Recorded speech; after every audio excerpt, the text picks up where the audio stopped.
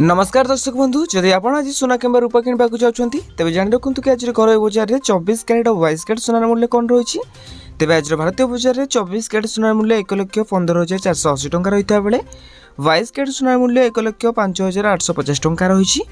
एवरकि राजधानी भुवनेश्वर में 24 कैरेट सोनार मूल्य 10 ग्राम पिछा 1,15,480 टंका रही बेले 22 कैरेट सोनार मूल्य 1,05,850 टंका रही।